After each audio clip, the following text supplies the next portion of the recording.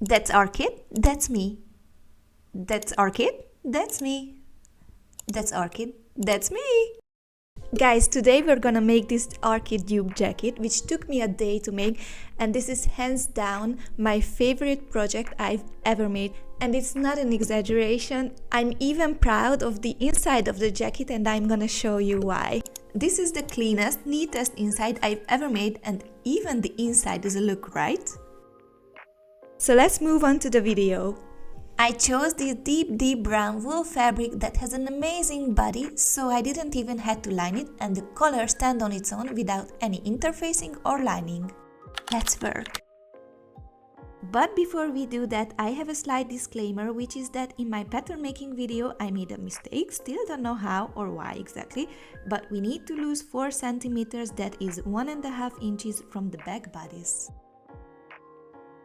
Back to making the jacket. Finally. I marked 4 centimeters of seam allowance at the bottom of my bodice and sleeve pieces, and because the bottom curves back a bit here, I marked the edges at a slight angle like this so that I can fold it back nicely. Every other seam allowance is just the usual one. I use 1.5 centimeters, that is half an inch, because multiple wool layers will be a bit thick and I want to be as precise as I can.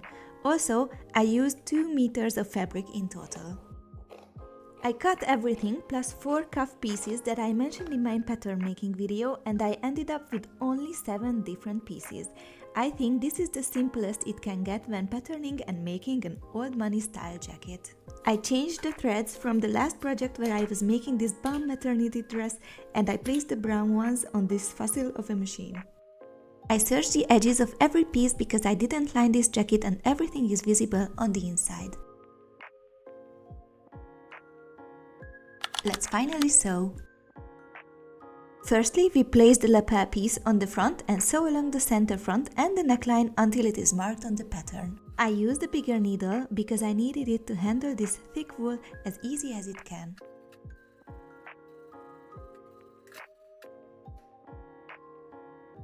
I turned the lapel right side out, sharpened the corners with my scissors, and I gave it a good press under a protective cotton layer.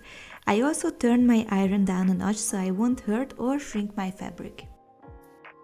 Now we sew the center back together. Keep in mind that here I still had the extra 4 centimeters, but you will see later how I found out my mistake and how I corrected it. This applies to the whole video, but I'm pressing everything each time I've sewn something. I overlaid the front bodices and placed the back piece on top so that I can sew the shoulders and the sides together.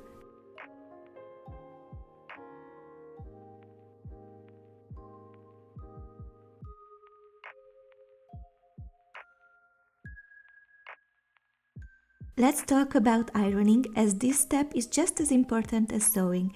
It can be obvious, but we iron straight seams and bigger surfaces on a flat ironing board or table. I iron the upper straight part of the side seams as I've explained, but then comes a curved side seam part which I placed on the rounded edge of my board. This way, one side is hanging down and I kind of press the seam at an angle in the air. I hope you can understand the technique. Now I moved on to the colors and I've sewn this piece right sides together from notch to notch. I have no footage of sewing this, but I did, and I cut the corner pieces away to have them as pointy as possible. After it, I turned it right sides out and left it like this. I cut the color piece at the notches and, surprise surprise, I gave it a good press. Now comes the funny part, where after pinning the color onto the bodice, I noticed I have a little bit of extra fabric both at the top and at the bottom. So I took in those 4 centimeters, I mean 8 in total. Here I was trying to deal with my problems. And I know mistakes can happen, but it is still annoying. So I shamefully went back to my pattern and corrected the problem. Now that that's out of the way, I pinned the color back on and I've sewn 1 layer of it onto the bodice neckline between the notches. This is how it looks so far, with the color standing up and laying down. This is the first time in a long time when something looks better on me than on the mannequin. After feeling myself in my so far vest, I moved on to the sleeves. I color-coded the matching sides so that you can understand better what gets sewn onto what. Turn the sleeve right sides out, check if you've done an excellent job, and don't forget to celebrate the small wins. I have this tool for ironing the sleeves and it was fairly cheap and extremely useful, so I highly recommend having one. I folded the bottom seam allowance back and ironed it. If you don't have this tool, just put your sleeve onto the ironing board and rotate the sleeve as you go. I tried this sleeve on for no reason because it wasn't pinned to anything, but I still had a proud moment. Being the YouTube wizard I am, I was totally out of frame here, so listen to my words carefully. I put the sleeve into the jacket. The sleeve and bodice met right sides together.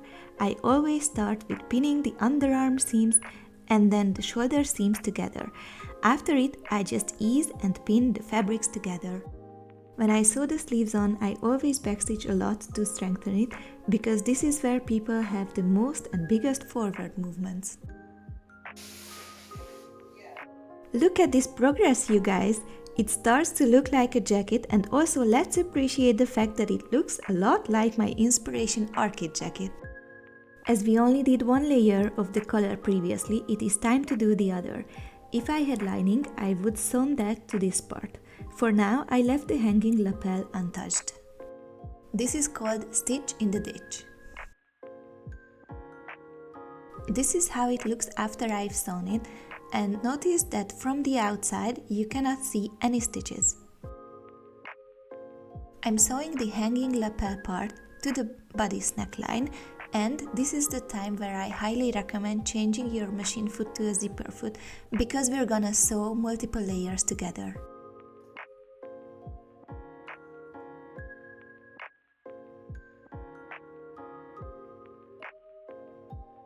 With this step, I have nice finished corners and it looks so chic at this point. This is going to be the last time when this jacket sees a sewing machine, as I folded the lapel wrong sides out and sew it together with the front bodice. I did an invisible stitch by hand both at the bottom and on the vertical lapel, and I also got overexcited about finishing, so I did the buttonholes and the button off camera late night in my bed. Ready for a reveal? I really don't want to overhype myself, but this jacket is something else. I already wore it to some places and it is so soft and so warm and makes me feel like $1,000,000. This is definitely something I'm gonna recreate later in a different fabric, and I hope you recreate it as well. If you do, please share your work with me. Thank you guys so much for watching this video. If you liked it, please subscribe, give it a like, and I will see you in my next video. Oh yeah, and if you have any recommendations what I should do next, please send them to me. Bye!